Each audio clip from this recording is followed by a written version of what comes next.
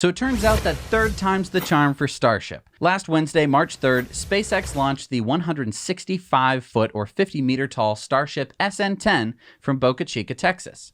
SN10 traveled to an altitude of 6.2 miles or 10 kilometers and then did its belly flop descent back to the landing zone. Now remember that the first two Starship tests did not land successfully. Would SN10 land smoothly? It did. It kind of did. 6 minutes and 20 seconds after liftoff, Starship returned to the landing site. Now, it appears that there was some damage to the craft. Well, for more, let's go to our reporter in the field, Steele Hogan. Thanks, boys. Steele Hogan here, live from Boca Chica. And as you can see, the Starship SN10 has just successfully landed. But as you mentioned, it wasn't a perfect landing. It appears that a couple of the landing legs didn't fully deploy, and the rocket is now leaning a bit. I don't know if you could make that out. Steele, I don't think you want to be standing so close to the landing site just in case. I mean, it could still... Don't be silly. I'm a seasoned reporter. Been to hundreds of rocket landings over the decades. Watching rockets land for decades? Steele, rockets have only been re-landing for a couple of years. Look, you want to get the news, you gotta get in closer than...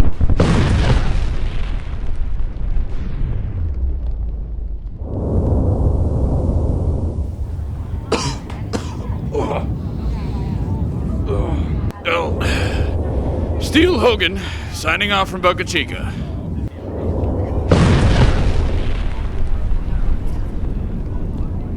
Back to you, Zach and Jesse. Whoa, Steele Hogan, everybody. That guy takes a licking and keeps on ticking.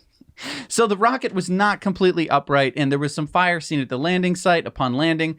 Water was sprayed onto the rocket, but after a few minutes, the rocket did explode. And we're not sure why yet.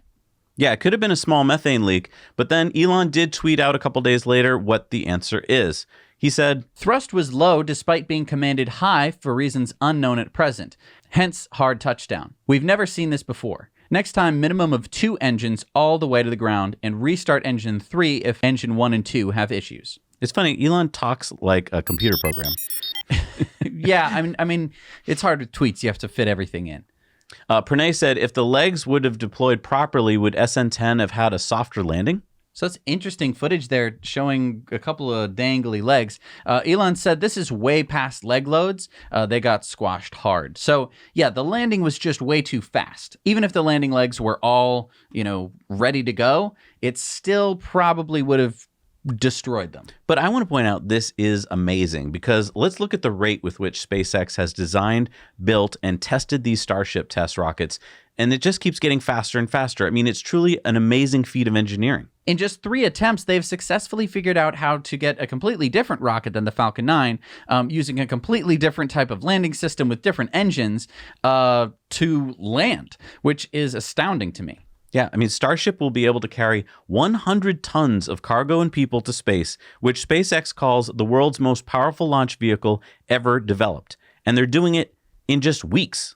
And I think that with any gargantuan task, it takes a village. Hey everybody, thanks so much for watching Now You Know Clips. You can watch full episodes of Tesla Time News on Mondays and in-depths on Fridays. Just click the link down below to head over to the Now You Know channel.